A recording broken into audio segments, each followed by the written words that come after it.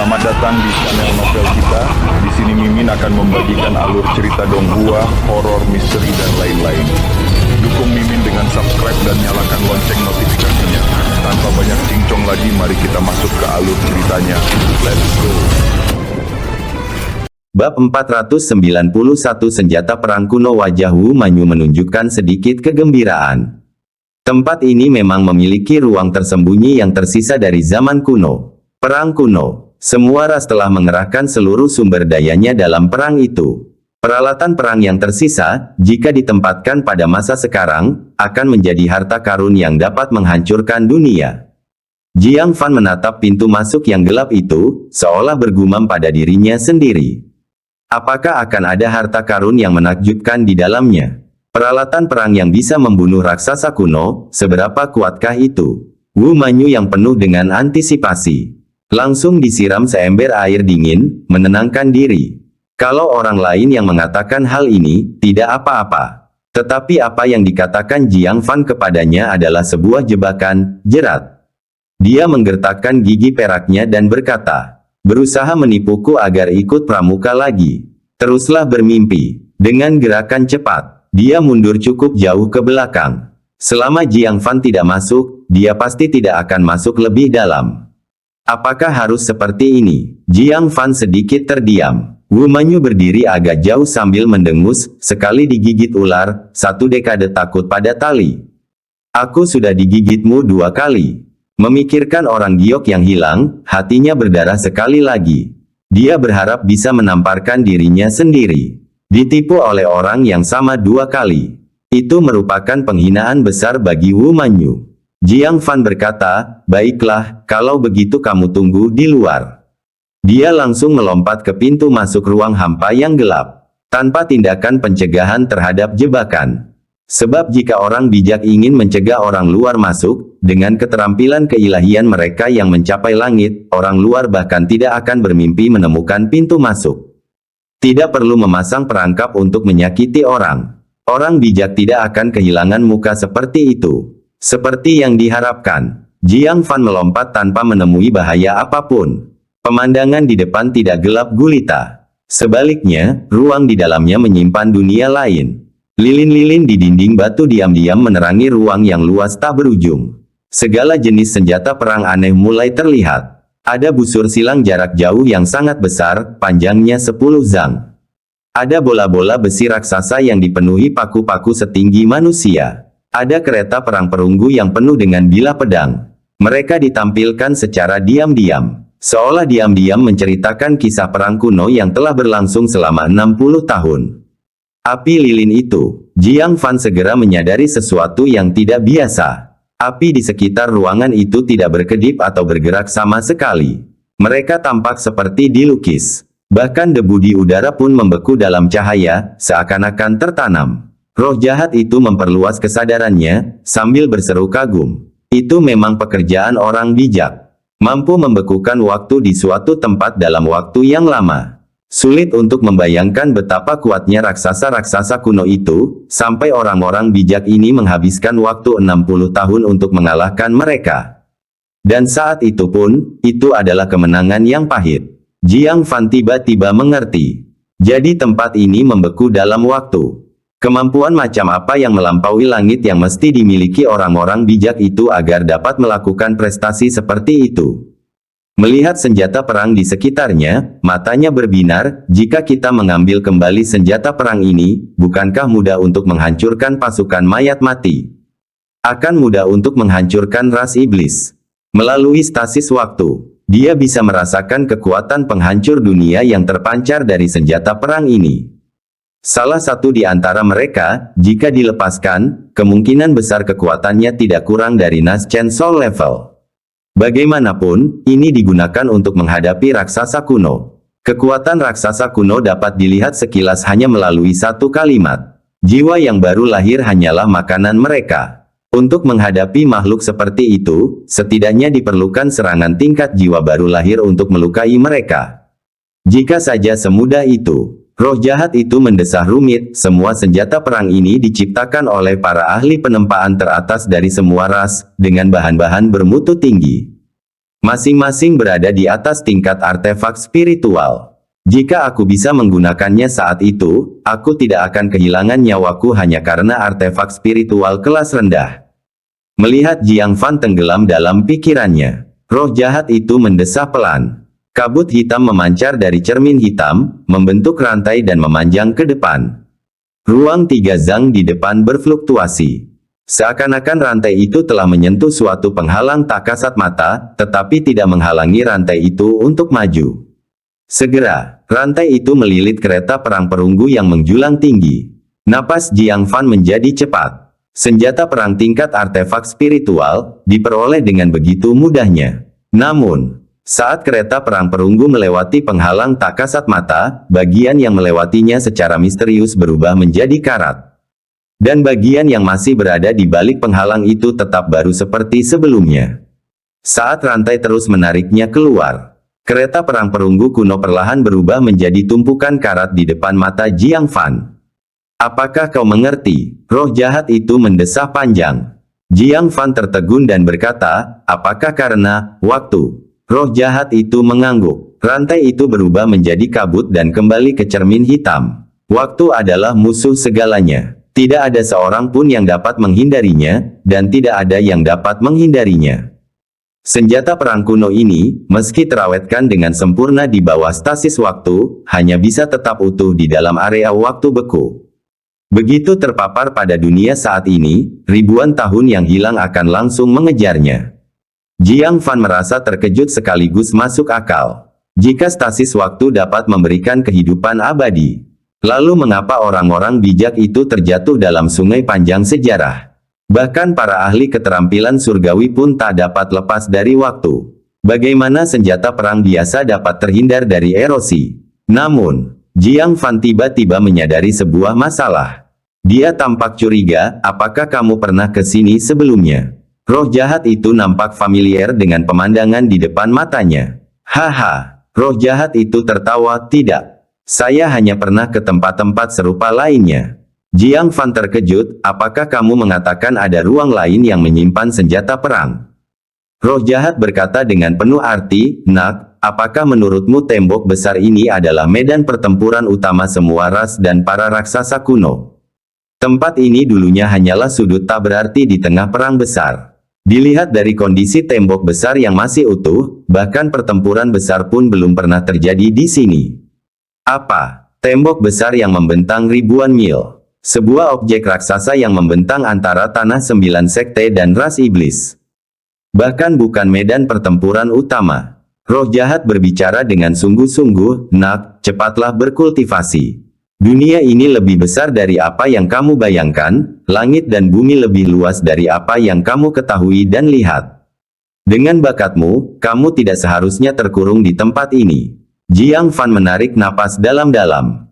Pidato singkat itu menggugah gelombang dalam hatinya. Dia mengangguk, terima kasih atas sarannya, senior. Ini adalah pertama kalinya Jiang Fan menganggapnya sebagai senior. Sebelumnya, dia hanya melihatnya sebagai roh jahat. Roh jahat sedikit terkejut, pulih secepat itu. Temperamennya tidak buruk. Temperamen adalah satu hal. Yang lebih penting, setelah diancam oleh klan kuno Void, dia tahu betapa luasnya dunia ini. Jiang Fan menatap rumah gua yang membeku di depannya, merasa gelisah. Jadi meskipun ada kayu di dalamnya, kayu itu akan berubah menjadi debu jika terkena waktu. Dia agak bingung, mengapa roh jahat begitu yakin bahwa akan ada peralatan perang di sini. Apakah kau yakin, kayu berusia 1000 tahun itu akan berubah menjadi debu? Kata roh jahat sambil tersenyum tipis. Bab 492 cetak biru senjata perang Jiang Fan berhenti sejenak. Lalu dia tiba-tiba menyadari sesuatu dan tak dapat menahan diri untuk tidak menamparkan dahinya sendiri. Aku berasumsi terlalu cepat. Kering 1000 tahun, basah 10.000 tahun, tidak kering dan tidak basah, hanya setengah tahun. Udara di padang salju itu kering, begitu hutan-hutan ini ditebang, hutan-hutan itu akan langsung mengalami pengeringan selama 1000 tahun dan hanya akan menjadi lebih kering lagi. Mereka tidak akan membusuk. Memikirkan hal ini dalam hatinya. Pandangannya mengembara dan melihat setumpuk kayu di kejauhan. Dia melemparkan sutra gunung surgawi untuk menarik sepotong kayu keluar. Dalam sekejap, 1000 tahun turun ke atas kayu itu. Kayunya, setebal manusia, menyusut membentuk lingkaran. Pada saat yang sama, retakan besar dan kecil muncul di permukaan. Dengan memutar tangannya, kayu itu hancur berkeping-keping seperti kertas. Kayunya, yang telah bertahan selama 1000 tahun pengeringan, tidak membusuk tetapi menjadi lebih mudah terbakar, dan sangat ringan. Membuatnya lebih nyaman digunakan di medan perang. Kali ini, bahan bakar ditemukan. Menatap penghalang tak terlihat yang tak jauh dari sana, Jiang Fan merenung. Dia bertanya-tanya apakah orang bisa masuk dengan aman. Dia mengambil sepotong daging kerang, membungkusnya dengan sutra gunung surgawi, dan melemparkannya ke sisi lain penghalang. Setelah menunggu beberapa saat, dia menyeretnya kembali dan mendapati dagingnya segar seperti biasa. Tidak ada perubahan meskipun kondisi waktu di kedua tempat berbeda. Kamu tetap berhati-hati seperti biasanya. Roh jahat menunjukkan rasa terima kasihnya, masuklah tanpa rasa khawatir. Jika waktu statis itu berbahaya, bagaimana generasi mendatang bisa mengambil perlengkapan perang? Ini masuk akal. Meski begitu, Jiang Fan dengan hati-hati mengulurkan jarinya terlebih dahulu. Mencoba melihat apakah dia dapat menariknya kembali dengan bebas. Setelah yakin tidak ada bahaya, ia perlahan-lahan masuk dan keluar sedikit demi sedikit. Baru setelah memastikan sepenuhnya tidak ada bahaya tersembunyi, dia masuk. Melihat berbagai macam senjata perang yang tak ada habisnya, dia merasa menyesal, sayang sekali. Begitu banyak hal baik, yang tidak dapat diambil semuanya. Tiba-tiba, ia menemukan di samping kereta panah raksasa itu, ada sebuah kotak penuh kipas lipat yang tersusun rapi. Dia mengambil satu dan membukanya. Kipas lipat itu memancarkan gelombang kekuatan spiritual yang mengerikan. Samar-samar, lapisan api menyebar di atas kipas. Roh jahat itu meratap, itu adalah kipas 9 api bulu Phoenix, artefak spiritual tingkat atas. Dulu itu adalah senjata untuk membunuh raksasa kuno, sekali digunakan, bisa membakar sebuah kota. Kekuatannya sangat besar. Karena master pemurnian artefak yang membuatnya tewas dalam perang kuno, diagram pemurniannya pun hilang entah kemana. Akibatnya, benda itu hilang selamanya. Tanpa diduga, ruang tersembunyi ini menyimpan sekotak besar barang yang tidak terpakai. Sayang sekali, sangat disayangkan. Saat itu, kipas 9 api bulu Phoenix yang rusak menyebabkan 2 senior alam jiwa baru lahir bertarung dengan sengit. Jika yang lengkap muncul, pemandangannya akan tak terbayangkan. Jiang Fan juga merasa tertekan. Ruang di depannya bagaikan harta karun yang tiada taraf. Namun seperti Fata Morgana, dia dapat melihatnya, tetapi tidak dapat menyentuhnya. Tidak dapat mengambil apapun. Karena tidak mau menyerah, dia mengambil seikat dan melemparkannya ke batu guntur surgawi. Dia tidak bisa pergi dengan tangan kosong. Sekalipun mereka berubah menjadi abu setelah keluar, itu tidak akan sia-sia. Saat mengambil, Jiang Fan menemukan gulungan kusut di dasar kotak. Tampaknya tidak sengaja dikemas bersama para penggemar yang terburu-buru. Dia membukanya dan terkejut, diagram pemurnian kipas 9 api bulu Phoenix. Mungkinkah ini diagram pemurnian yang hilang yang Anda sebutkan? Roh jahat memperluas akal surgawinya. Begitu melihatnya, ia berseru seperti melihat hantu. Apa? Diagram pemurnian yang hilang sebenarnya ada di sini. Ia memanjangkan 2 helai kabut, berubah menjadi tangan untuk memegang gulungan itu hati-hati, mengamatinya dengan saksama. Bersemangat, ya. Bahan-bahan yang langka, proses pembuatan yang rumit, hanya diagram asli yang bisa dibuat. Sepertinya master pemurnian artefak atau muridnya secara tidak sengaja mencampur diagram saat membelah kipas 9 api bulu Phoenix yang dibuat. Kotak perlengkapan ini tidak pernah digunakan, perang telah berakhir. Tanpa disadari, ia terdampar di ruang tersembunyi ini. Roh jahat itu sangat gembira, wah, kita datang ke sini bukan tanpa tujuan. Diagram pemurnian ini, jika aku menjualnya di luar, menukarnya dengan obat mujarab untuk meningkatkan alam jiwa baru lahir atau objek spiritual langit dan bumi sudah lebih dari cukup. Bagimu, menukar ramuan suci untuk menerobos alam jiwa baru lahir juga bukan hal yang sulit. Begitu berharga. Jiang Fan segera mengeluarkan kertas dan pena, lalu menyalinnya di tempat. Jika takdir mengizinkan di masa depan, diagram ini mungkin sangat berguna. Tepat saat dia selesai menyalin, tiba-tiba, lengan Jiang Fan diselimuti lapisan tipis cahaya perak. Gelombang spasial yang berkedip-kedip perlahan muncul. Roh jahat segera memperingatkan, bergerak cepat. Seseorang mengganggumu. Jiang Fan menyadarinya hampir bersamaan. Tanpa sepatah kata pun, dia menghancurkan lengan bajunya, dan melemparkan cahaya perak itu. Namun, sudah terlambat. Cahaya perak itu mengembang dengan suara berderak, ruang angkasa berkedip-kedip. Sosok mempesona Wu Manyu muncul, secepat kilat, menyambar diagram pemurnian kipas 9 api bulu phoenix dari tangan Jiang Fan. Dia lalu mundur sambil memegang gulungan itu dengan ekspresi puas. Hahaha, terkejut, senang. Wu Manyu menyeka sisa cahaya perak dari dadanya. Dia menggigit bibir merahnya, memperlihatkan ekspresi menggoda, adik laki-laki, apakah kamu menikmati kenyamanan dada kakak perempuan senior? Jiang Fan mengenang. Saat hendak berangkat, Wu Manyu sengaja memegang lengannya, dadanya bergesekan dengan lelaki itu. Dia pikir itu cuma gurauan. Ternyata itu adalah tipuan yang disengaja untuk merebut harta karun pada saat kritis. Jiang Fan terkekeh marah, kau benar-benar hebat, merencanakan sesuatu terhadapku sejak awal. Wu Manyu, bagaikan seekor rubah yang mencuri seekor ayam, tertawa menawan. Saya Wu, seperti penyihir agung. Adik kecil, kamu terlalu naif untuk bermain dengan kakak senior. Dengan senyum main-main, dia dengan santai membuka gulungan itu. Dengan sekali pandang, pupil matanya mengecil hingga ke titik-titik kecil, dan dia berseru, diagram pemurnian artefak spiritual tingkat atas.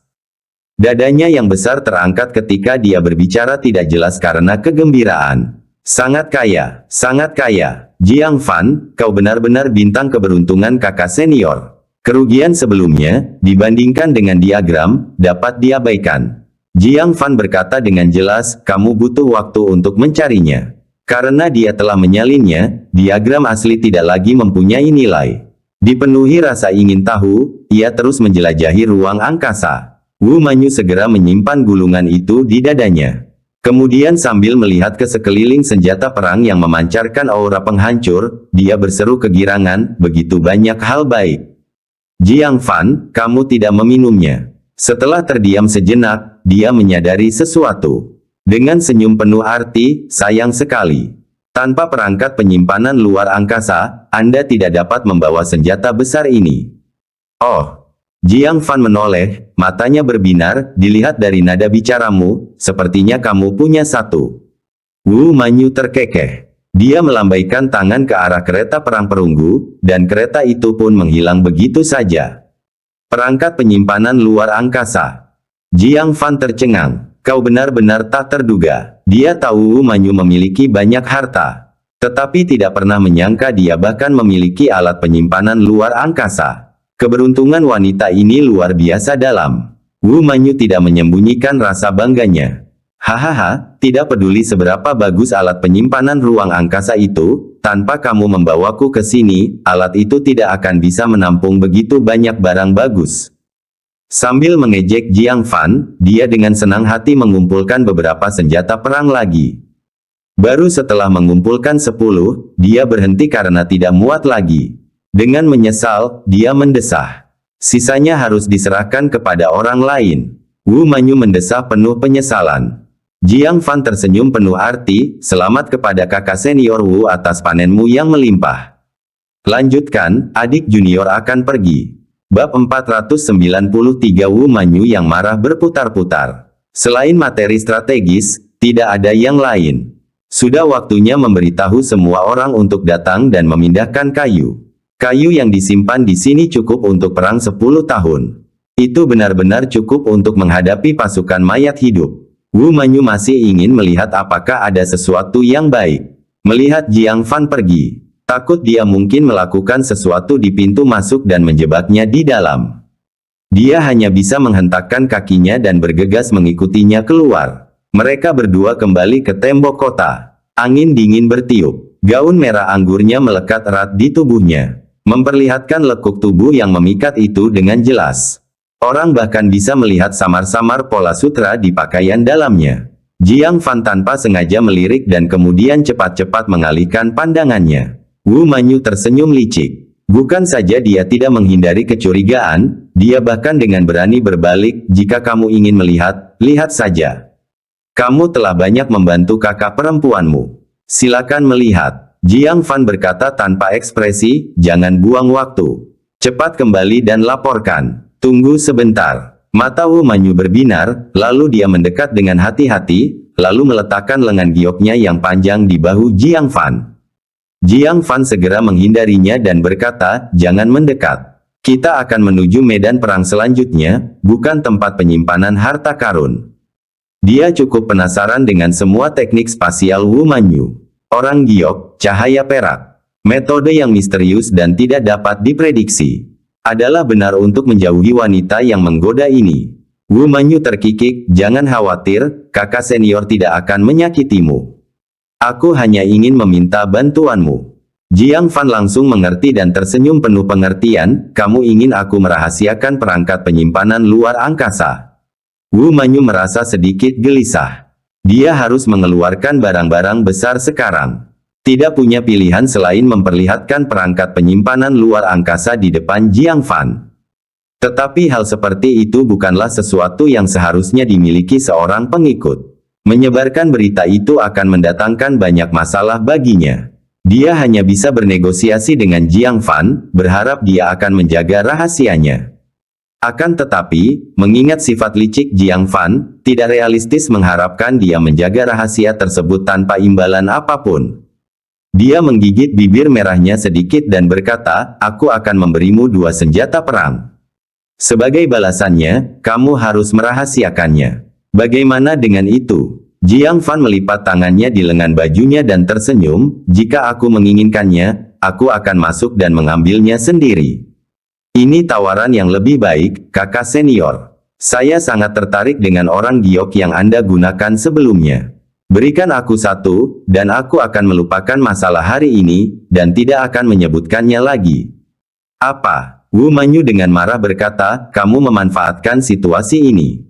Apakah kamu tahu betapa berharganya benda itu? Harta karun ajaib luar angkasa. Dan itu adalah sebuah penyelamatan nyawa. Itu bukan sesuatu yang bisa dibeli dengan sejumlah batu kristal. Jiang Fan berkata, kalau begitu, aku tidak bisa menjamin kalau aku tidak akan membocorkannya suatu hari nanti. Melihat sikapnya yang tak tahu malu, Wu Manyu marah dan tidak berdaya. Dia berharap dapat mengalahkan pria menyebalkan ini. Setelah banyak perenungan, dia menggertakkan giginya dan berkata, baiklah, aku setuju, tapi kau harus merahasiakannya, atau aku tidak akan pernah memaafkanmu. Jika saja itu terjadi di waktu yang lain. Bahkan jika perangkat penyimpanan luar angkasa benar-benar terbongkar, dia biasanya tidak akan tunduk pada paksaan seperti itu. Sebab pemaksaan semacam ini seringkali meningkat dan menjadi gangguan yang tidak ada habisnya. Dia lebih suka melawannya secara langsung sejak awal. Namun hari ini berbeda. Perangkat penyimpanan luar angkasa miliknya berisi 10 senjata perang, barang yang sangat berharga. Dia tidak tega mengungkapnya. Jadi dia menelan amarahnya dan membuat kesepakatan dengan Jiang Fan. Jiang Fan tersenyum, cukup adil. Selama kamu tidak mengutak-atik orang giok itu, aku secara alami akan menjaga rahasianya. Dan masalah ini berakhir di sini, tidak ada tuntutan lebih lanjut. Wu Manyu mendengus, lebih baik seperti itu. Seketika dia mengeluarkan sebuah benda giok dari dadanya. Dia menghapus 3 kata, Wu Manyu, dan mengeluarkan esensi darah darinya dengan kekuatan spiritual.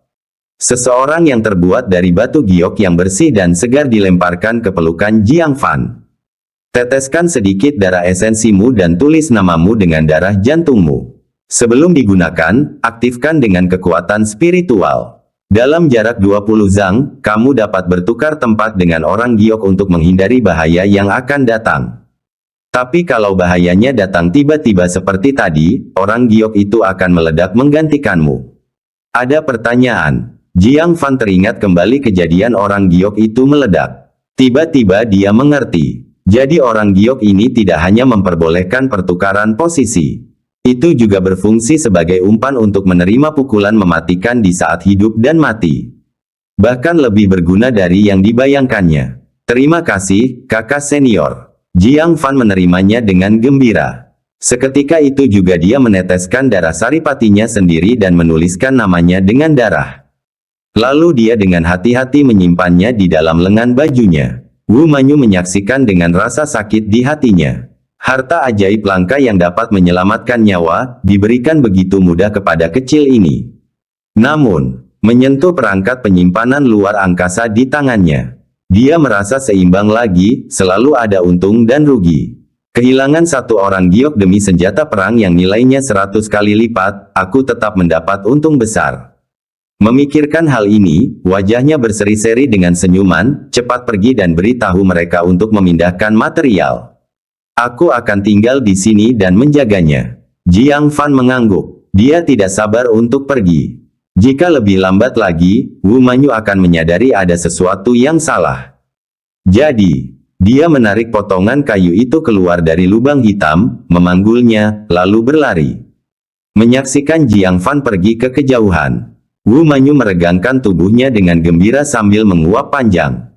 Perjalanan ke medan perang ini tidak sia-sia. Tidak perlu peduli dengan daftar prestasi. Dengan begitu banyak senjata perang, siapa yang peduli dengan sedikit jasa?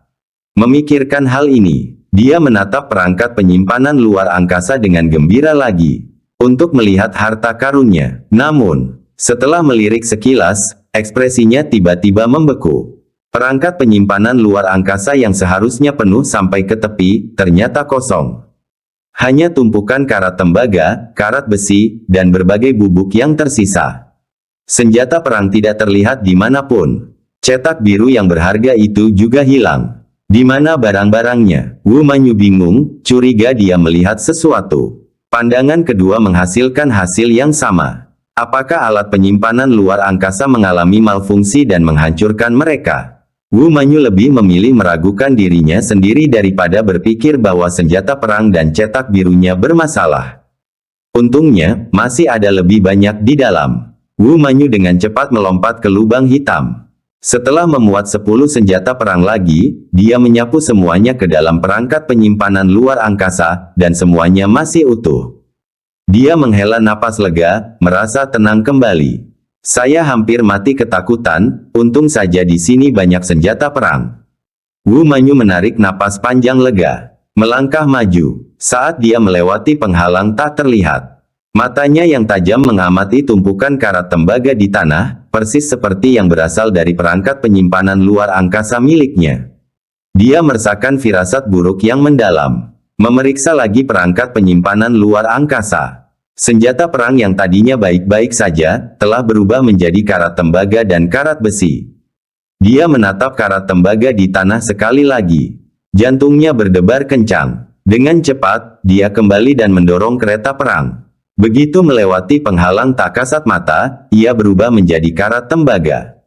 Dengan suara keras, Wu Manyu duduk di tanah. Sekarang dia mengerti, barang yang ada di sini tidak mungkin ada di luar. Jika tidak, mereka pasti akan membusuk. Inilah sebabnya mengapa Jiang Fan sama sekali tidak tertarik pada barang-barang ini di sini.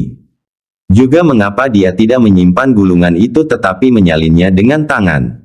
Karena, dia sudah menemukan, barang-barang di sini tidak bisa dikeluarkan. Tetapi Wu Manyu dengan puas mengira bahwa ia telah menemukan kesempatan yang luar biasa. Dia berada dalam kegelapan, bagaikan orang bodoh, diperas oleh Jiang Fan dari orang kaya. Menyadari kebenaran, Wu Manyu sangat marah. Dia menjerit histeris. Jiang Fan, Jiang Fan, Jiang Fan, puff.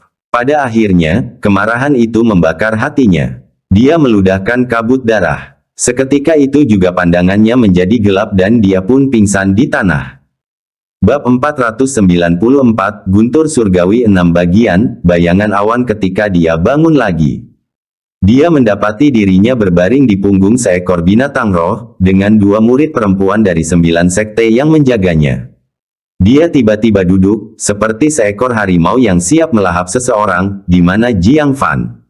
Di mana Jiang Fan? Salah satu murid perempuan ketakutan melihat penampilannya dan berkata dengan lemah, "Saudara muda Jiang ada di Gunung Batas, bersiap menghadapi pasukan mayat mati." Dia bergerak untuk bangun, hanya untuk menemukan tangan dan kakinya dirantai ke punggung binatang roh itu. "Apa maksudnya ini?" seru Wu Manyu, "apakah aku sudah menjadi tawanan?" Murid perempuan lainnya menjawab dengan gugup. "Kakak senior Wu, kakak muda Jiang melakukan ini demi kebaikanmu sendiri. Dia bilang kau terus-menerus dikejar oleh pendeta iblis, dan kau terluka saat mencari perlengkapan perang. Kau sudah melalui banyak hal. Anda harus dikirim kembali ke Sunset City untuk memulihkan diri. Anda tidak boleh dibiarkan terus mengambil risiko di Boundary Mountain. Kirim saya kembali ke Sunset City. Takut aku akan bertarung dengannya sampai mati, bukan?" Wu Manyu menggertakkan giginya karena marah, mengguncang rantai itu, "Mengikatku juga untuk kebaikanku sendiri." Kedua murid perempuan itu mengangguk. "Ya, saudara muda Jiang berkata kamu impulsif dan pasti akan kembali ke Gunung Batas meskipun sudah diberi nasihat. Jadi, kami hanya bisa mengikatmu dan membawamu kembali. Untuk kebaikan saya." Wu Manyu berharap dia bisa menamparkan Jiang Fan sampai mati. Dia tertawa marah, "Dia tidak membiarkanku kembali, jadi aku harus kembali. Apakah rantai saja yang kau pikir bisa menahanku? Teruslah bermimpi." Kapan Wu Manyu pernah menderita kerugian sebesar itu? Dan menderita kerugian berulang kali. Jika dia tidak membalasnya, dia bersumpah untuk tidak menjadi manusia. Namun begitu dia berjuang, gumpalan asap beracun mengepul. Dia mengendus, dan matanya langsung berputar ke belakang saat dia pingsan. Di telinganya, dia mendengar suara permintaan maaf dari seorang murid perempuan. "Maaf, Nona Wu. Adik Jiang berkata jika kau tidak patuh, kami akan meracunimu sampai kau pingsan. Benar-benar minta maaf, benar-benar minta maaf." Saat Wu Manyu pingsan, dia mengepalkan tangannya erat-erat. "Jiang Fan, kamu punya nyali di Gunung Batas." Jiang Fan melirik binatang roh yang menjauh. Kedua murid itu dikirim oleh Lei Zhenhai ke Sunset City untuk meminta bala bantuan. Ngomong-ngomong, mereka juga membawa kembali Wu Manyu. Menahannya di sini berarti Jiang Fan harus terus waspada terhadap balas dendam wanita ini. Lei Zhenhai dan para tetua juga khawatir dia mungkin jatuh di sini, sehingga sulit menjelaskannya kepada paviliun mekanisme surgawi. Jadi, Jiang Fan pun menyarankan untuk mengirimnya ke Sunset City. Lei Zhenhai dan para tetua pun langsung menyetujuinya. "Master Sekte Lei, bolehkah aku menganggap hadiahnya sudah selesai?" Jiang Fan bertanya pada Lei Zhenhai. Lei Zhenhai melirik tumpukan kayu itu. Ingin menolak, dia tidak menemukan alasan. Dengan berat hati, dia mengeluarkan perintah perpanjangan guntur dan memberi saran, "Anda dapat memahaminya paling lama dalam waktu 1 bulan. Tidak sehari lagi." Jiang Fan menangkupkan kedua tangannya, "Terima kasih, Master Sekte Lei." Dia kemudian minggir untuk menyaksikan perintah perpanjangan guntur. Lei Zhenhai mencibir diam-diam, apakah dia benar-benar berpikir perintah perpanjangan guntur sekte kita semudah itu untuk dipahami? Untuk memahami perintah perpanjangan guntur, seseorang harus terlebih dahulu mengolah teknik jalur guntur. Kamu, orang luar, mendapatkannya, tapi itu hanya token giok yang tidak berguna. Lagi pula, sekte kami telah memahaminya selama bertahun-tahun dan hanya memahami sebagian kecil dari perubahan menjadi guntur dan gerakan seketika. Dalam 1 bulan, apa yang bisa dipahami oleh murid pemula sepertimu? Meski dia tampak murah hati, pada kenyataannya, dia tidak khawatir kalau ada orang yang bisa memahami teknik dalam Thunder Extension Order. Jiang Fan menemukan sudut yang tenang. Ia mengamati dengan amat token kuno itu, yang sebagian rusak, dengan guntur yang berkelap-kelip di dalamnya. Roh jahat itu pun dengan rasa ingin tahu mengulurkan indera keilahiannya, mengamati token itu bersama-sama. Namun, begitu ia menjelajah ke dalam, busur petir dari token itu menyambarnya dengan ganas. "Cih!" Roh jahat itu menarik napas kesakitan dan berkata, "Tidak dapat dipercaya, aku bahkan tidak bisa melihatnya." Baru saat itulah Jiang Fan ingat. Roh jahat adalah makhluk jahat, dan token tersebut berisi teknik jalur guntur. Bagaimana dia bisa mengintip itu? "Anda tidak bisa menyalahkan saya untuk ini," kata Jiang Fan sambil tertawa. Roh jahat itu pun frustrasi dan mengumpat. Dasar token busuk, aku tidak peduli lagi. Jangan terlalu sombong, nak. Tanpa bantuanku untuk memahami, kau tidak akan mengerti teknik-teknik dalam Thunder Extension Order. Setelah berkata demikian, ia dengan marah menarik kembali akal surgawinya. Jiang Fan tertawa. Sejauh ini, dia belum menemukan teknik yang tidak dapat dipahaminya. Dia langsung fokus pada perintah perpanjangan guntur. Perintah ini tidak memuat teks apapun. Dari mana teknik-teknik yang disebut itu berasal? Menatap gemuruh guntur yang berkedip-kedip di dalam. Jiang Fan merenung, lalu seberkas guntur muncul dari telapak tangannya dan menyambar token itu. Langsung, guntur dalam token, yang awalnya tenang, meledak seperti kacang dalam wajan panas, bergerak dan berkedip. Mereka terjalin menjadi suatu teknik, berkedip-kedip dan tak pasti. Teknik tingkat tinggi bumi, guntur surgawi 6 bagian, bayangan awan. Mata Jiang Fan terbelalak. Ini sebenarnya adalah teknik tinggi tingkat bumi.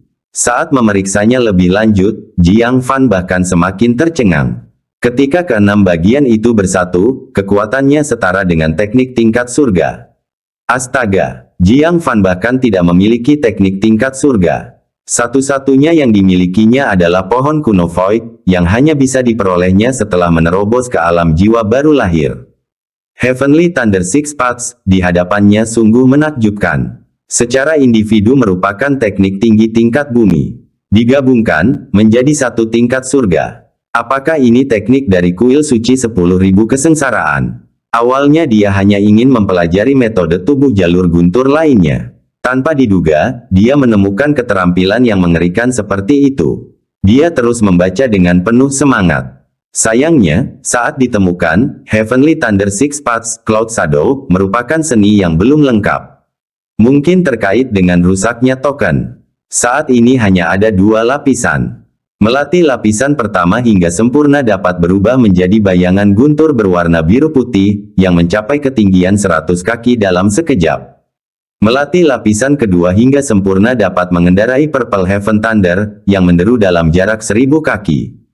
Lapisan ketiga yang hilang bahkan lebih menakjubkan, mampu merebut 9 surga guntur dalam bentuk naga, dan seketika bergerak ke lokasi manapun yang terlihat. Jiang Fan diam-diam merasa heran. Pergerakan seketika ke batas ekstrim jangkauan visual, sungguh sebuah konsep. Bahkan seorang penggarap agung jiwa baru lahir, yang terbang di angkasa, akan memerlukan waktu yang cukup lama untuk mencapai batas visual. Sayangnya, lapisan ketiga hilang. Meskipun demikian, lapisan pertama dan kedua sudah luar biasa. Kalau dia sudah melatih lapisan pertama ketika dikejar oleh pendeta iblis, bagaimana lawan bisa mengejarnya? Beberapa gerakan secepat kilat, dan dia akan menghilang tanpa jejak. Menghafal konten teknik, Jiang Fan duduk bersila dan mulai memahami. 1 jam kemudian, dia mendapat pencerahan dan segera mulai berlatih. Pada saat ini, pasukan mayat mati mendekat dengan cepat. Di Boundary Mountain, getarannya makin kuat. Waktu hampir habis. Dia akan berlatih sampai tingkat apapun yang dia mampu. 1 jam kemudian, gunung batas bergetar hebat, seakan-akan terjadi gempa bumi. Es dan salju di lereng tidak mampu menahan beban, sehingga terjadi longsor besar. Jiang Fan terpaksa menghentikan latihannya. Hanya dalam waktu 1 jam, dia hampir tidak bisa mengerti sedikit pun. Secara kasar dapat berubah menjadi guntur, dan seketika menjangkau jarak 50 kaki, mengejutkan musuh. Namun, dia tidak bisa menggunakannya berkali-kali. Karena penggunaan keterampilan ini menghabiskan sejumlah besar kekuatan guntur. Kekuatan guntur Jiang Fan yang tersimpan di meridiannya cukup untuk 1 gerakan saja. Kecuali dia bisa melatih Heavenly Abyss Heart, bagian lain dari Heavenly Thunder Six Paths. Itu adalah teknik khusus untuk menyerap guntur surgawi. Setelah berlatih, seseorang dapat menyimpan kekuatan guntur tak terbatas dalam tubuh untuk penggunaan rutin. Sekarang, tidak ada waktu untuk memikirkannya. Gemuruh. Suara gemuruh yang dahsyat bergema. Ekspresi Jiang Fan berubah saat dia melihat ke kejauhan. Banjir bandang yang dahsyat telah mencapai kaki gunung batas. Dia menarik napas dalam-dalam. Pertempuran besar akhirnya tiba. Bab 495, awal perang besar. Suara nyaring Lei Zhenhai bergema di seluruh area pada saat itu. Para tetua dan murid dari setiap sekte, bentuklah kelompok kalian masing-masing. Sekte petir sejati, sekte tertinggi, sekte pedang segudang, dan sekte raksasa. Keempat sekte itu akan menjaga gunung batas. Sekte suara surgawi dan sekte keinginan, jaga sisi kiri gunung batas. Sekte seribu pemurnian dan sekte binatang roh, jaga sisi kanan gunung batas. Sekte awan hijau akan tetap berada di belakang, siap untuk merespons kapan saja. Serangan utama pasukan mayat mati diarahkan ke gunung batas. Tetapi tidak menutup kemungkinan bahwa beberapa binatang iblis, yang ahli memanjat atau bahkan terbang, mungkin melintasi tembok besar dari area lain. Oleh karena itu, personel harus menjaga sisi kiri dan kanan gunung batas. Lebih-lebih lagi, beberapa kekuatan tempur perlu dipertahankan. Apabila salah satu sekte tidak dapat mempertahankan posisinya dan membutuhkan bala bantuan segera. Para tetua dan pengikut sekte awan hijau pada umumnya memiliki kemampuan tempur yang lebih lemah. Oleh karena itu, paling cocok bagi mereka untuk bertindak sebagai pasukan cadangan. Setelah melakukan analisis singkat, para tetua dari berbagai sekte menerima kesepakatan tersebut, mengumpulkan pengikut masing-masing dan bersiap untuk berperang. Jiang Fan mengangguk sedikit. Meskipun Lei Zhenhai menjijikkan, Ye Changyuan mengirimnya ke garis depan untuk memimpin bukan hanya karena beberapa hubungan pribadi. Kemampuan Lei Zhenhai dalam mengerahkan pasukan juga tidak diragukan lagi. Menatap pasukan mayat hidup yang besar, Jiang Fan merasakan sesak di dadanya. Hasil hidup dan mati dari pertempuran ini tidak pasti. Paman bela diri. Tiba-tiba, Xia Chaoge bergegas keluar dari kerumunan yang kacau. Dia buru-buru melepaskan bungkusan karung dari pinggangnya. Silakan ambil ini, Paman bela diri. Pada saat kritis, membuka kantung ini dapat menyelamatkan hidup Anda. Jiang Fan tertegun sejenak namun dengan tegas menolak, berkata, kamu berada di medan perang utama dan lebih membutuhkan perlengkapan penyelamat. Bagaimana kamu bisa memberikannya kepadaku? Sebagai murid dari sekte tertinggi, salah satu dari 3 sekte atas, Xia Chaoge harus berhadapan dengan kekuatan utama pasukan mayat mati. Di sisi lain, Jiang Fan ditempatkan di belakang. Siapa yang lebih membutuhkan barang ini, cukup jelas bukan. Namun Xia Chaoge dengan kuat meletakkan kantung itu ke dalam pelukan Jiang Fan, matanya jernih dan penuh tekad. Paman, Anda telah banyak membantu saya, dan saya belum pernah punya kesempatan untuk membalasnya. Dalam pertempuran ini, kemungkinan kematiannya tinggi. Jika aku tidak membalas budimu sekarang, aku mungkin harus menunggu kehidupan selanjutnya.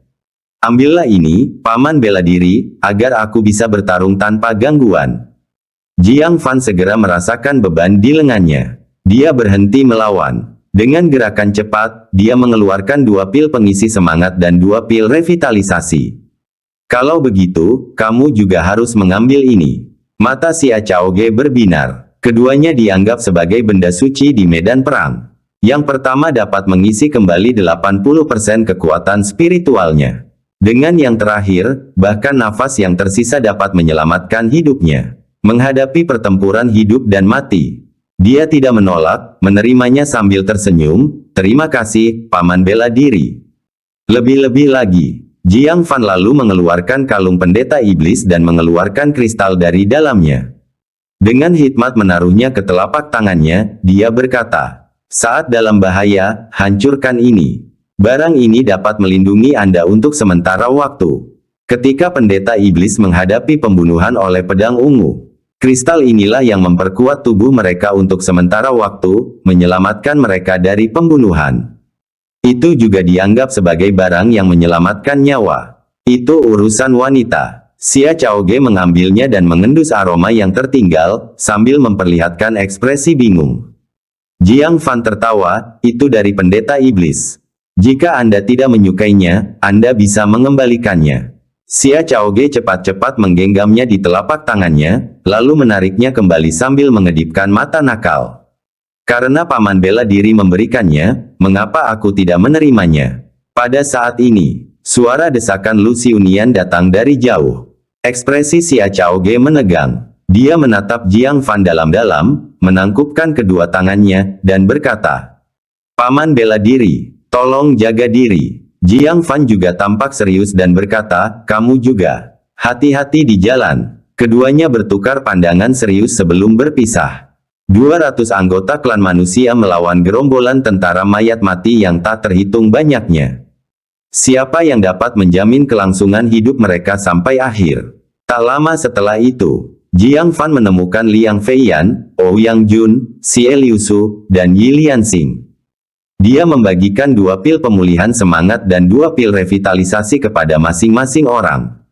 Mereka sudah saling kenal beberapa waktu. Jiang Fan tidak ingin mendengar berita tragis mereka. Dia ingin membantu semampunya. "Adik Jiang." Saat Jiang Fan hendak mengucapkan selamat tinggal, Fu Chaohun memanggil dengan ekspresi rumit. Melihat ramuan di tangan mereka, dia ragu-ragu saat menatap Jiang Fan, memperlihatkan sedikit keraguan. "Adik Jiang, bisakah kau menyisihkan pil revitalisasi untukku juga? Saya bersedia menukarkan sesuatu untuk itu." Dia mulai mengobrak-abrik barang-barang miliknya, mencoba menemukan sesuatu yang berharga. Namun apa yang lebih berharga daripada pil revitalisasi? 2 bulan lalu, pil revitalisasi telah menjadi benda suci di Sunset City. Sekte Pedang Segudang punya 2, dan bahkan para petinggi sekte tidak bisa menukarkan apapun untuk mendapatkannya. Belum lagi murid seperti Fu Chaohun. Melihat ekspresinya yang gelisah, Jiang Fan melambaikan tangannya untuk menghentikannya, sambil berkata, "Tidak perlu. Aku akan memberimu satu saja." Dia mengambil pil revitalisasi dan melemparkannya padanya. Fu Chaohun buru-buru menangkapnya, tampak semakin bingung. Hubungannya dengan Jiang Fan tidak bersahabat. Dia pikir Jiang Fan tidak akan pernah menukarnya. Sekalipun dia menelan harga dirinya, dia akan mempermalukan dirinya sendiri. Namun Jiang Fan tidak meminta imbalan apapun. Dia memberikannya secara gratis. Hal ini membuat Fu Chaohun merasakan campuran emosi yang kompleks, menunjukkan ekspresi malu, "Adik muda. Sebelumnya, itu semua salahku. Tolong jangan menaruh dendam padaku." Jiang Fan tersenyum ringan, "Bukankah kita sudah melewati itu? Kakak senior Fu, jaga diri. Bertahan hidup." Keduanya saling bertukar pandang. Dendam masa lalu terselesaikan pada saat itu. Mata Fu Chaohun sedikit memerah, dan berkata, "Kamu juga, adik muda. Hati-hati di jalan." Suara ledakan itu menenggelamkan kata-kata terakhirnya. Jiang Fan segera kembali ke formasi Sekte Awan Hijau. Li Qingfeng, Zhao Wuji, dan Wen Hongyao berdiri di titik tinggi bersama selusin murid, ekspresi mereka serius. Menghadap seluruh pemandangan, Li Qingfeng melihat sekeliling ke arah para murid dan berkata dengan tegas, "Ketika Sekte Awan Hijau kita dipanggil, aku, sebagai tetua, akan menjadi orang pertama yang maju. Jika aku mati, tetua Zhao akan berhasil. Jika tetua Zhao juga meninggal, tetua Wen akan menyusul. Jika ketiga tetua kita semua tumbang, para murid senior akan memimpin para junior ke medan perang. Jika para murid senior gugur, para saudari senior akan memimpin para junior ke medan perang. Jika hanya tinggal satu orang saja, genggamlah erat-erat pedangmu, pegang pedangmu dengan kuat, dan serang musuh." Kita, orang-orang Sekte Awan Hijau, mungkin lebih lemah kekuatannya, tetapi semangat kita tidak boleh lemah. Kata-kata mereka yang tragis dan penuh gairah. Di tengah gemuruh-gemuruh binatang buas, bergema seperti lonceng yang bergema di hati setiap pengikut. Mereka mengerti, jika saatnya tiba bagi Sekte Awan Hijau untuk memasuki keributan. Setidaknya para tetua dan pengikut satu sekte pasti sudah tumbang. Situasinya akan berada pada titik paling kritis. Jika mereka tidak maju, umat manusia pasti akan mengalami kekalahan. Karena itu, mereka harus bertarung. Mereka harus memblokir binatang iblis dengan segala cara. Untuk meraih secercah harapan terakhir dalam perang besar ini. Jiang Fan memperlihatkan ekspresi serius. Dia melangkah keluar dari antara para murid. Mengeluarkan botol demi botol pil pemulihan semangat dan pil revitalisasi. Kakak-kakak senior dan kakak-kakak senior. Meskipun aku baru berada di sekte ini selama setengah tahun, aku telah menerima perhatianmu. Hari ini, kita menghadapi bencana bersama-sama, berbagi hidup dan mati. Aku tidak punya apa-apa lagi untuk ditawarkan, jadi aku memberikan kalian masing-masing 2 pil penyegar roh dan 2 pil revitalisasi. Saya harap kita bisa memenangkan pertempuran ini. Saya juga berharap setelah kemenangan ini, kita bisa bertemu lagi. Mendengar hal ini, di bawah tatapan orang banyak yang tergerak, dia menyerahkan benda-benda suci yang terkenal, pil revitalisasi, dan pil pengisian semangat yang sama berharganya kepada mereka. Li Qingfeng terharu dan berkata, Jiang Fan, kamu tidak perlu melakukan ini. Ini adalah sesuatu yang seharusnya kami bertiga lakukan. Hadiah prapertempuran dimaksudkan untuk diberikan sebagai motivasi oleh para tetua. Namun Jiang Fan melakukannya untuk mereka. Kalian terlalu menghormatiku, 3 orang tua. Dalam pertempuran ini, kita hidup atau mati bersama. Mengapa harus membeda-bedakan kami? Saya hanya berharap usaha kecil saya dapat berkontribusi pada kemenangan kita. Saya juga berharap lebih banyak dari kita yang bisa bertahan hidup. 3 tetua, silakan ambil 2 juga. Jiang Fan membagikan 2 pil pemulihan semangat dan 2 pil revitalisasi kepada 3 tetua. Setelah semua distribusi, 100 pil pemulihan semangat dan pil revitalisasi yang telah dibuatnya hampir habis. Hanya kurang dari 10 yang tersisa. Dia berharap barang-barang ini akan efektif. Ledakan. Pada saat itu, gunung batas berguncang hebat. 100 gajah barbar raksasa, masing-masing setinggi 50 zang, berbaris dalam formasi dan dengan ganas menabrak gunung batas. Sesaat tanah berguncang dan gunung-gunung bergemuruh. Pertempuran besar telah dimulai. Bab 496, mengalahkan musuh dengan api. Semua orang melihat ke arah kaki gunung. Mayat-mayat binatang iblis yang membusuk di sekujur tubuh mereka seperti gelombang hitam. Dari kaki gunung batas, meluas hingga ke ujung bumi. Pada saat ini, matahari terbenam di sore hari.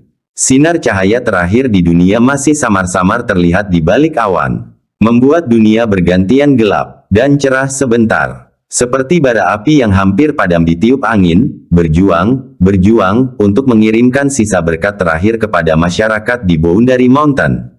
Akhirnya, cahaya sisa memudar. Bumi jatuh ke dalam kegelapan tak berujung dan tak terbatas. Mendekati, adalah mayat-mayat binatang iblis, bagaikan gunung-gunung, yang berbaris dalam arak-arakan agung. Meskipun Jiang Fan telah membawa kembali mayat hidup, mereka sudah siap mental menghadapi pasukan mayat. Namun, ketika mereka melihat pasukan mayat hidup tak berujung dari dekat, mengerikan, membusuk di sekujur tubuh, namun berbaris ke arah mereka dalam kegelapan. Mereka tidak dapat menahan rasa dingin di hati mereka. Ketakutan, bagaikan binatang buas yang muncul di malam hari, menerkam mereka dari kegelapan. Gemuruh. Gunung batas berguncang lagi, memicu longsor besar. Semua orang mendongak. Itu adalah 100 gajah barbar, yang berbaris dalam formasi, menabrak gunung batas lagi dengan tubuh mereka yang besar. Kerangka mereka menjadi rapuh karena pembusukan selama bertahun-tahun. Setelah tabrakan sebelumnya, sebagian besarnya sudah retak. Beberapa kepala sudah hancur. Namun, mereka tetap mundur 100 kaki, lalu melancarkan serangan lagi. Menabrak gunung batas tanpa henti. Tindakan aneh mereka membuat bingung orang-orang di puncak gunung. Li Qingfeng dan Lu Xiunian, yang telah lama menjaga tempat ini, menyaksikan longsoran salju yang terjadi di gunung batas. Setelah berpikir sejenak, mereka tiba-tiba menyadari niat mereka. Hentikan mereka cepat. Li Qingfeng berteriak. Mereka mencoba memecahkan es dan salju di gunung batas, memperlihatkan lereng berbatu agar pasukan mayat hidup lebih mudah memanjat. Gunung batas telah bertahan terhadap angin dan embun beku selama ribuan tahun. Permukaannya telah lama mengeras menjadi lapisan es yang halus. Sebelumnya, hanya kera, laba-laba, dan binatang iblis pendaki lainnya yang dapat dengan mudah melompat ke gunung batas. Untuk binatang iblis lainnya, itu cukup melelahkan. Pasukan mayat hidup saat ini semuanya adalah binatang iblis yang telah mati. Dalam hal kelincahan, mereka jauh lebih rendah dibandingkan saat mereka masih hidup. Oleh karena itu, untuk mendaki gunung batas, lapisan es yang halus merupakan masalah pertama yang harus mereka atasi. Pendeta ras iblis itu tampaknya adalah seorang komandan yang kompeten. telah membuat pengaturan, mengerahkan 100 gajah barbar untuk terlebih dahulu menghancurkan lapisan es dengan mengorbankan tubuh mereka. Dengan cara ini, lereng berbatu yang awalnya terjal akan terekspos, sehingga pasukan mayat bisa memanjat lebih mudah. Mata Lei Zhenhai berbinar, dengan tegas berkata, bunuh mereka. Dialah orang pertama yang mengambil tindakan. Mengambil sepotong kayu hangus, itu memang kayu Thunderstruck. Mengandung sisa kekuatan guntur dan kilat dari saat malapetaka surgawi melanda hutan.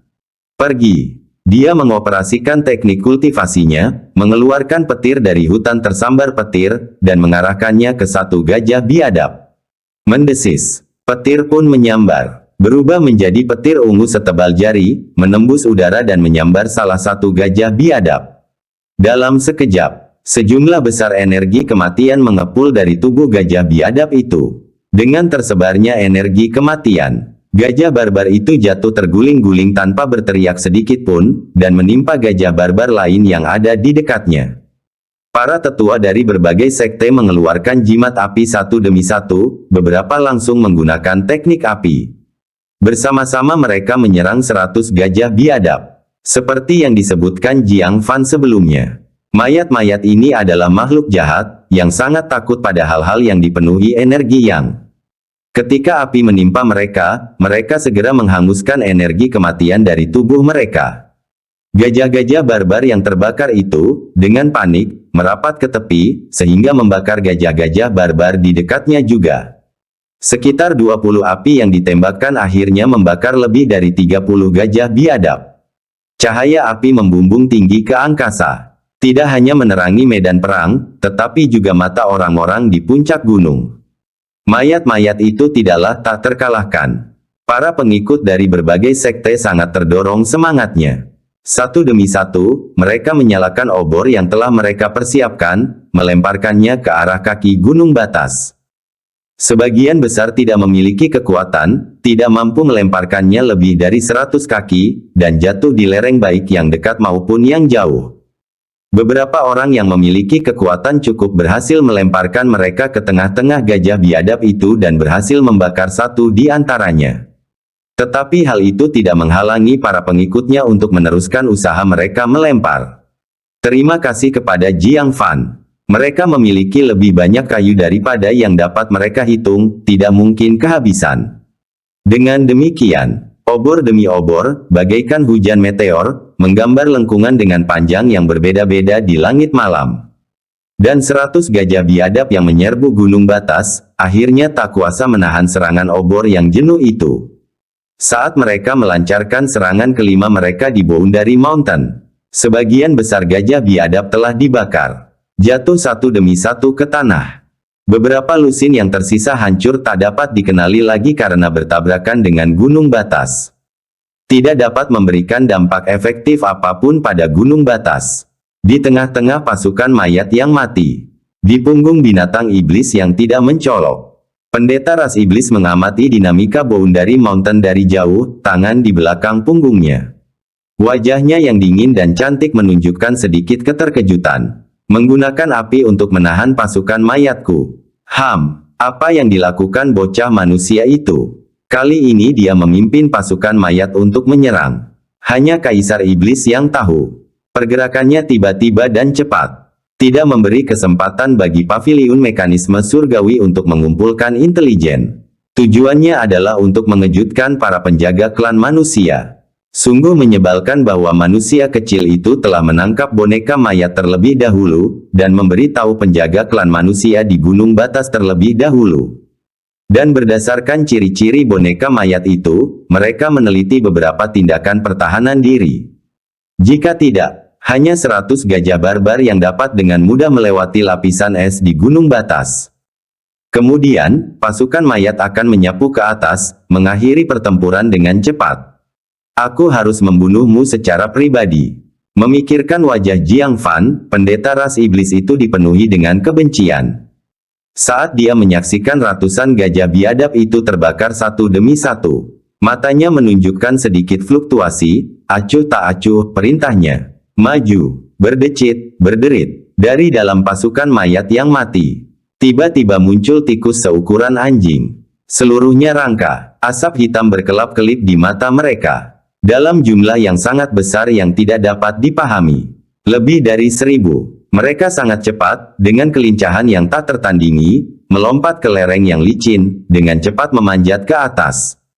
Bunuh. Jangan biarkan mereka mendekat. Lei Zhenhai sekali lagi mengeluarkan petir dari kayu tersambar petir, dan menembakkannya ke arah setan tikus yang tengah berlari cepat.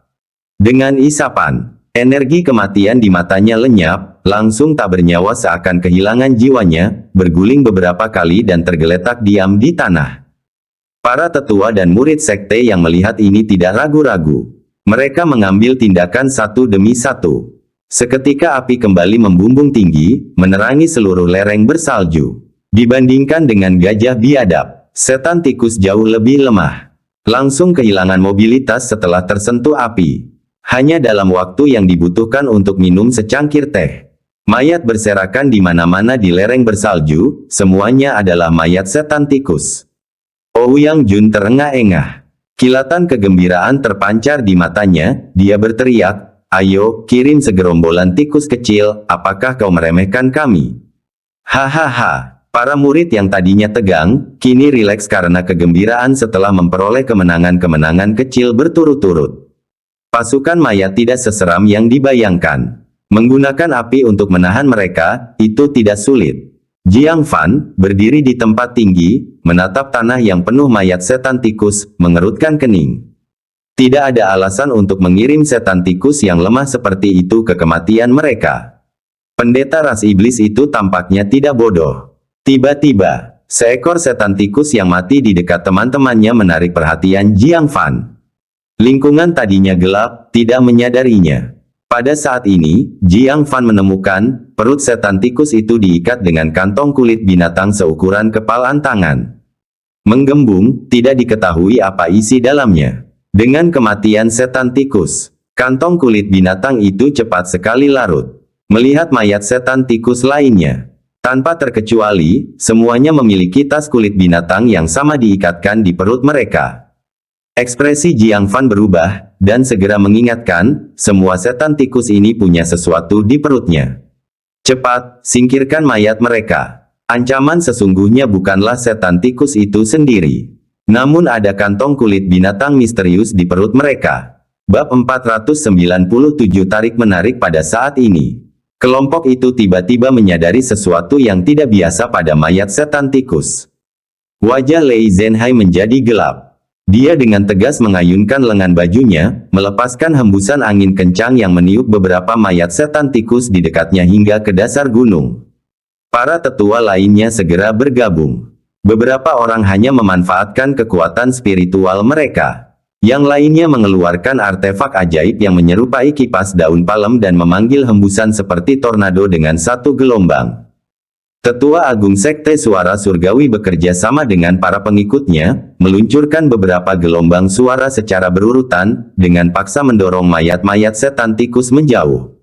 Lereng bersalju itu licin. Hanya dengan sedikit usaha dari orang-orang di atas. Mayat-mayat setan tikus meluncur turun, lenyap, dan tak pernah kembali. Namun, sebelum separuh mayat dapat dibersihkan, kantong kulit binatang itu mulai larut satu demi satu. Aliran cairan hitam misterius mengalir melalui kantong kulit binatang, menetes ke permukaan es. Es tersebut tidak mampu menahan korosi, mencair menjadi air mendidih dan menyebabkan bagian-bagian es di dekatnya ikut larut bersamanya. Dan pemandangan serupa mulai terbentang di berbagai bagian lereng bersalju. Bongkahan es mencair, dan reaksi berantai yang dipicunya adalah crack. Di bawah tatapan cemas orang-orang, lapisan es di lereng bersalju itu mengeluarkan suara retakan yang menusuk tulang. Lapisan esnya telah pecah. Kecelakaan, tanpa peringatan apapun. Bagian bawah permukaan es di bawah Boundary Mountain runtuh secara spektakuler. Seperti arus deras, air mengalir deras ke bawah menuju dasar gunung. Dampak yang dahsyat tersebut menyebabkan es serpih yang tak terhitung jumlahnya yang tercipta akibat keruntuhan tersebut membentuk sungai es yang bergerak. Mengalir dari tengah gunung, menghancurkan ratusan boneka mayat di sepanjang jalannya, dan memaksa tentara mundur berulang kali di tengah keributan besar. Namun, warga di Boundary Mountain tidak mampu merayakan sedikit pun. Karena, lapisan es di bawah pertengahan gunung di Boundary Mountain telah hilang seluruhnya. Memperlihatkan tanah beku yang sangat padat dan medan berbatu kasar. Binatang iblis dapat memanjat ke atas seakan-akan berjalan di tanah datar. Di dalam pasukan mayat mati, pendeta iblis mengernyitkan alisnya yang seperti daun willow. Mungkinkah seorang master telah bergabung dengan jajaran penjaga manusia? Seandainya tidak ada yang memerintahkan pembersihan mayat setan tikus tepat waktu, seluruh lapisan es dan salju di lereng bersalju itu pasti sudah terhapus bersih sekarang. Ya, waktunya habis. Bersambung ya bos. Besok kita lanjut lagi, oke?